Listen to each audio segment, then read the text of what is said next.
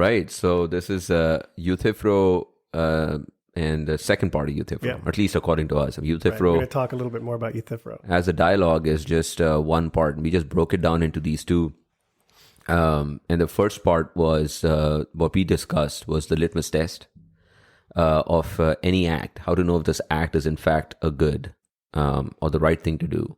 And the litmus test was if the higher authority that endorses that particular act doesn't exist, is the act still the right thing to do?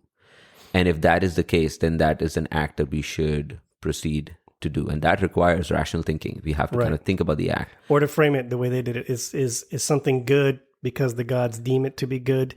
Or do the gods compel us to act in accordance with a good that exists above them? Meaning that they are actually themselves also acting in accordance with some idea of good. So it brings the question about, right? Sure. Yeah. But you had mentioned this thing the last time as well about does that good supersede, whatever the universal God is? And I have my thoughts on that. And I think we should touch upon that because it is important to anybody with a religious bent. I think it's important. Anybody who believes in God, essentially, it's important to know that there doesn't necessarily have to be a superseding element. But your point is the point is well taken. That is there a universal good, and that gods endorse that good, and they expect humans to then also participate in that good, or is what we consider good what gods love, and that's why we do it. Whether it has a universal appeal to it is not the point. And so the dialogue between Socrates and Euthyphro that's where this conversation is going. Socrates is trying to draw Euthyphro. He's trying to not draw Euthyphro, but draw out of Euthyphro this particular intrinsic quality. What is this intrinsic quality of what's considered pious? Just to summarize, Euthyphro is accusing his father of murder, right?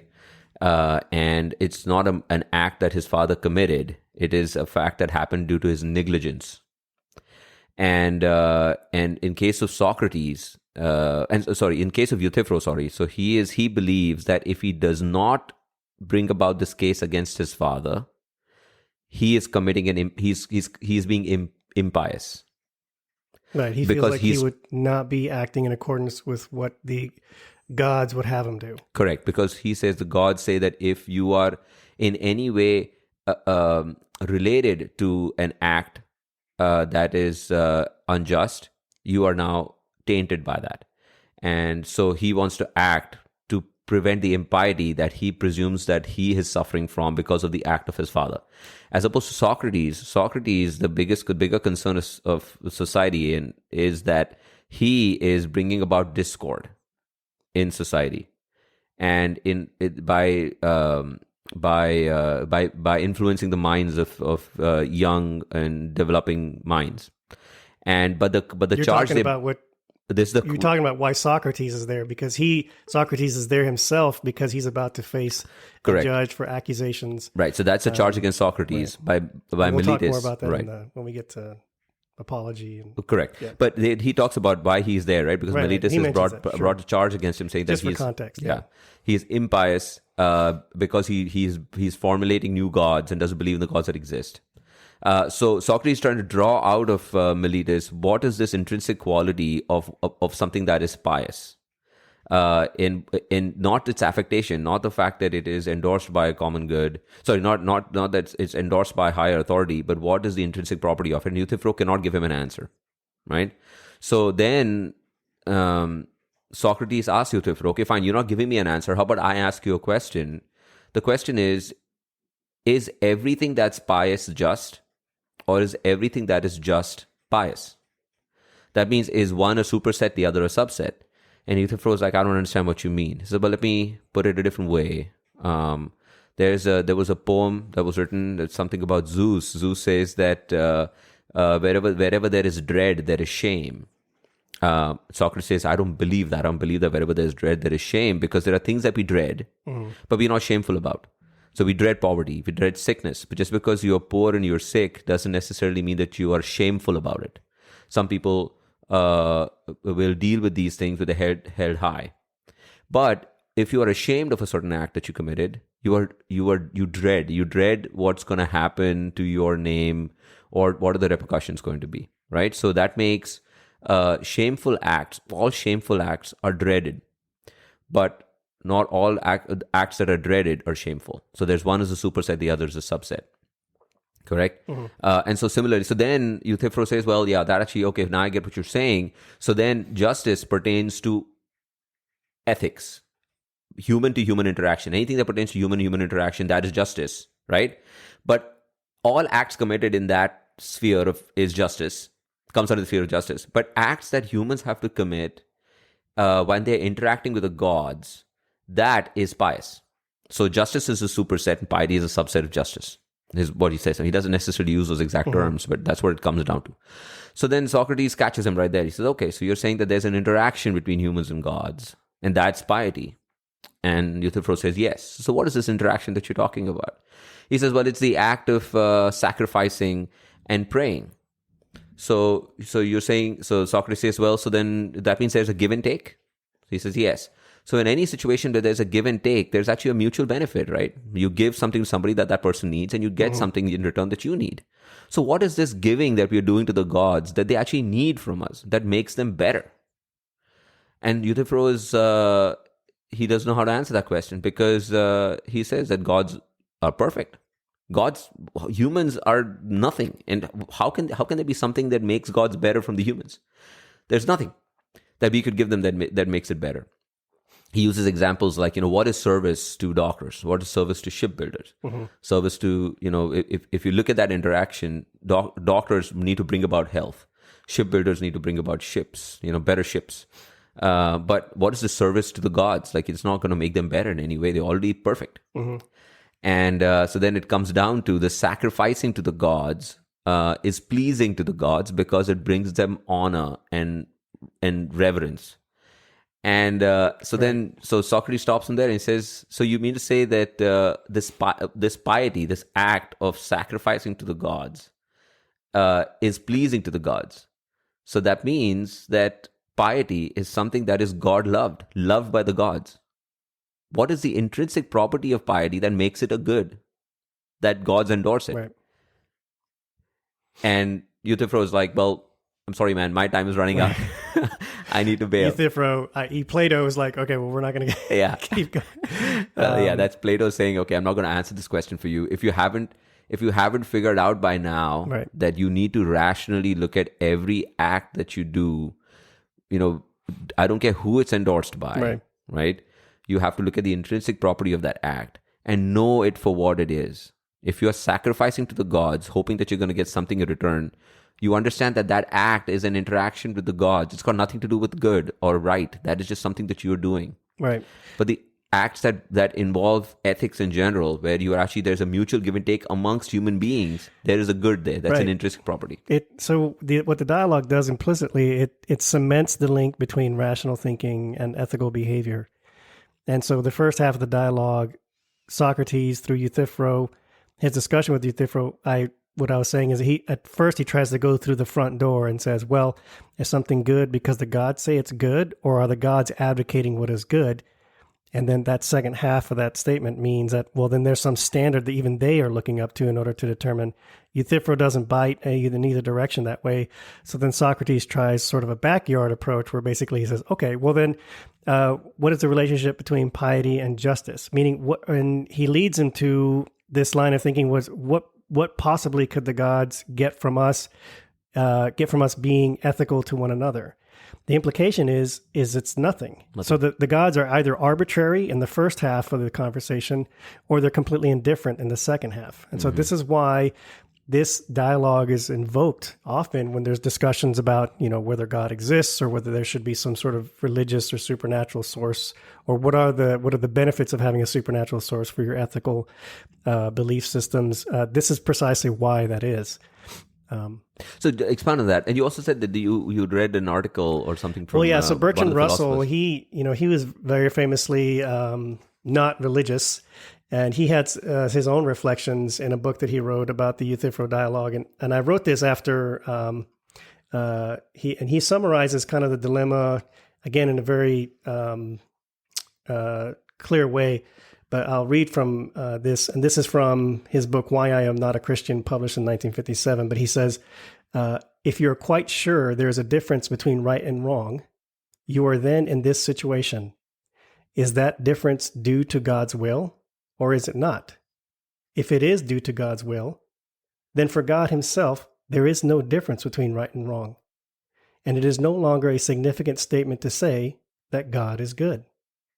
If you're going to say, as theologians do, that God is good, you must then say that right and wrong have some meaning which is independent of God's will, because God's acts are good and not good independently of the mere fact that he made them.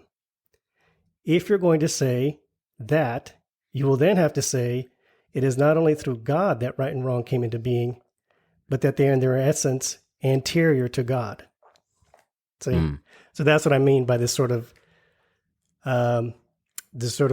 overlying standard. So if the gods, for example, I see where that came from. That means that the gods live in a space where even they look up to whatever the standards of good are. And if that's the case, the issue then is what is the role of God then in ethical thinking and ethical frameworks? Yeah. So, when I think about that statement, I don't necessarily agree with how that is said over there. And I've not read the entire work of Bertrand Russell and pertains to this. I believe in this universal concept of God. That's the Stoic God, the God of Stoicism, which talks about God as the universe. Yes, there are some who believe in this anthropomorphological, an anthropomorphic, the giant invisible God, which is based on that God has human characteristics. Mm-hmm. And I'm not going to go into that pretty much. I don't necessarily believe that at all. I don't believe that at all. I think that is a way a small, feeble mind like ours can think of our role in this universe, and say that we actually mean something. I don't believe we mean much to the universe, and that's the reason why the God, this all-encompassing one, the one that we come from, this unity that exploded into this universe, that is in fact God. Everything that exists comes from there. And what is good comes from that God. What I mean is, all that is good is the one, and the one is all that is good.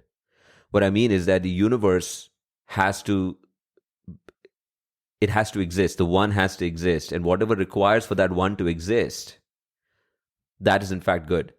Now, humans don't play in that equation. Humans don't need to exist for the universe to exist. The universe existed before and will continue to exist onto eternity. We feeble-minded rational beings believe that the universe was created for us. Like all of this is for us. So then if all of this was created for us and there's a benevolent God, benevolent to us, right? How can there be tsunamis? How can there be infant mortality? This brings up to this dichotomy of good and evil. If the one is all-encompassing, that means it also encompasses all the evil that befalls humans. It's such a very silly notion, because you're right, that one is indifferent to human angst. It has to be. I mean, if you're talking about the whole universe here, who are we? We are nothing. We're a speck, a dust. Yeah. Nothing. And so, many species have come to an end, even on our planet. Simple quirks of climate or an asteroid crashing into us. Were those good? Were those evil? As a matter of fact, for us to exist, the dinosaurs had to be eradicated. And so, where is the good and evil there? And so in my mind, I don't think that this concept of good and evil is independent of the one that we are all a part of. I mean, we are all stardust, right? I mean, we for a brief period of time, we have consciousness and we come to be. Mm-hmm. But all that we are made up of has existed from the time the universe came into being and will exist till the time the universe goes back into the unity. So that's my perception of God. And that's the reason why there's no interaction with that God, Yeah, but that description of God that you just gave is very, I've heard it voiced and expressed before, but it's very sort of unique. And it seems to be that your expression of God is very ungodlike because it's embedded in the natural world, which, don't get me wrong. I mean, in my personal opinion, if we're going to get into those things, so I have a view where the ethical behavior need not have a supernatural endorsing force.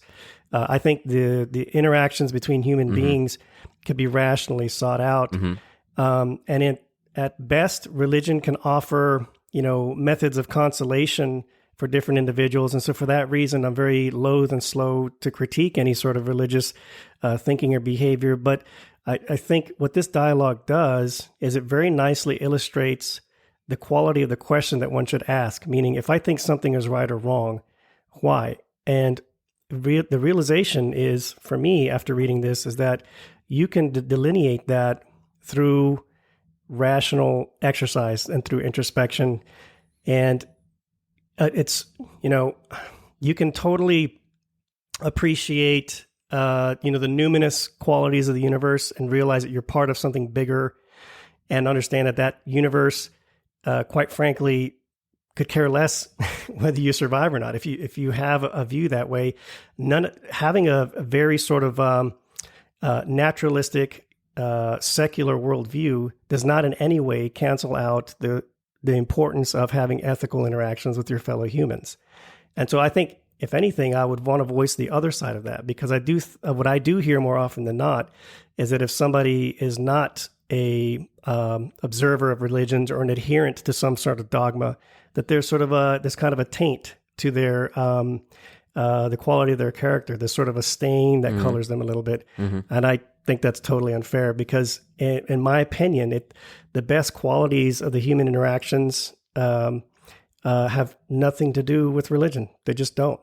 You can be nice to somebody. I guess I could put it this way: all ethical acts are good, but I can't say the same if I change the word from ethical to religious. So all actions done in accordance to religion may or may not be good. All actions done in accordance with ethics are good.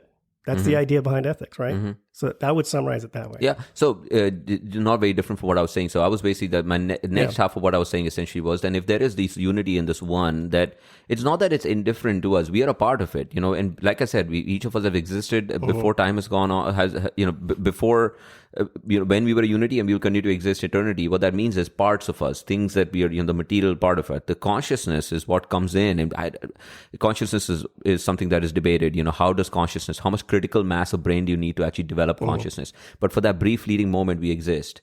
And then we have to wonder about what is the purpose of us existing here. And we try, and so then we have to look at not only just ourselves, we look at all other conscious beings around us and say, we are all these conscious beings. Some of us are dying horribly, others are living, glorious lives. How is this inequity? How does it exist? And who's controlling this inequity?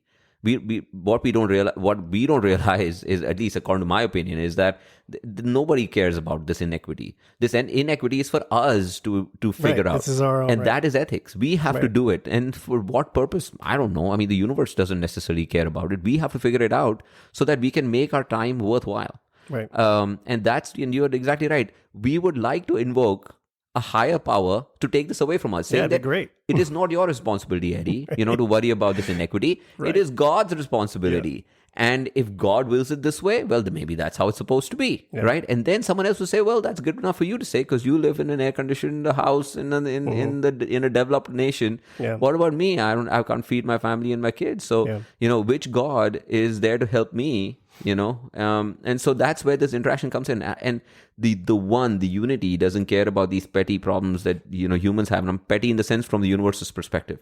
It is up to us to use our rational thinking, just like you said, to come up with solutions on how to bridge the divide between this inequity, to kind of get everybody on the same page. Now, if one was to set out to do that, right, how do you gain momentum? If rational thinking was easy, we would not all be Euthyphro. We would all be Socrates, right? What this Euthyphro talks about is an ideology. This is the conversation that we were having. Religion is a way of thinking. Right. It's a So way. ideologies, but we also decided that ideologies could be sort of systems of government and social systems too. And so, so what you're getting at is, I think, yes, the deeper point of Euthyphro is any ideology that is either imposing on you, or that you are thinking about subscribing to, or that you're interacting with somehow, warrants close examination. And you should not just acquiesce to an ideology, because that actually could lead to huge problems, either for yourself or for the system. And so the ability to think critically, the ability to courageously, without hesitation and without impediment, to analyze and critique something and vet it on its merits is critical for the process of establishing ethical frameworks and solidifying human solidarity. That's what it boils down to. And so the other thing about the ideology is, how does one then generate momentum in furthering this ideology? I think all these ideologies come from the same premise. The premise is to create equity. But in order to say that we should create equity, democracy would say by giving everybody rights, equal rights, right? Communism would say by taking away these inequities that are built in by owning things and having labor, right? Religion would say that by doing things that a higher authority, God, has said are what we should be doing. And these are all these different ideologies. Now, they all have good intent. But what happens is that over time, this intent, just by the humans who are practicing this intent, it breaks down. It gets corrupted. And it leads to inequity. It leads to more problems than started with. Well, they become entrenched. And they become conventional. They become, right? That's exactly right. It becomes conventional. Right. Because people stop thinking about what the underlying premise was. Right. The premise was, if we follow this path, we will lead to equity. We will lead to justice. This is rather than you're pious because the gods love it, and that's why you are pious to it, as opposed to the act of piety is intrinsically good. The act that you're committing under a democracy, under communism, under any religion, any act that you're doing, whatever that act is being endorsed by that higher authority, if that's the reason you're doing it, right, that is not the reason to do it. Right. The reason is whatever that act is has to have an intrinsically good property to it. And that's where rationalization comes in. So depending on the time, the context, and the situation, right action has the ability to divorce itself from ideology at any moment, which is precisely why critical thinking is important. The litmus test. So, if you put it's almost like a Mad Lib. You say action in accordance with blank, and you fill it in an ideology, and then you finish the sentence saying is always good. That's a dangerous statement to make. Yeah, it's always. Right. But so then we need a good word then. We need a good idea. What is the word that fills in the blank that always works? Is there a rationally derived concept or idea that we could plug in there? And that's the idea of virtue. That's the idea of ethical behavior, which is precise. And we'll eventually get into Aristotle. But, is there a way to actually reason your way into deciding what seems to be the best thing to do in a particular situation? And the answer is yes. It's not easy, and you may not even arrive at the perfect answer, but at the very least, we know that there is a non-dogmatic path toward figuring out what the best thing to do is in a particular situation. Correct. And fail as we may, at the very least, we know that the aim of those efforts at least is something that's visible to everybody who chooses to embrace contemplative, rational thinking, and not acceptance of things blindly based purely on the source, as opposed to the merit of the argument behind why you're doing something. Yeah, we should know the reason why we are doing a particular act. What is the end of the means? If we lose sight of the end and just follow the means because that is convention, we just do it because that's what we're supposed to do. You get very mean.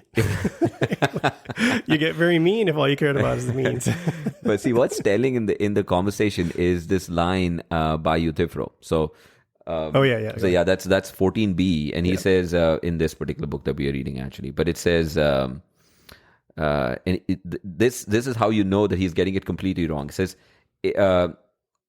if a person knows how to do and say the things that are pleasing to the gods in prayer and sacrifice, those are the ones that are pious. And actions like them preserve both the private welfare of households and the common welfare of the city. Whereas those that are opposite of pleasing are unholy, and they, of course, overturn and destroy everything. It is the other way around.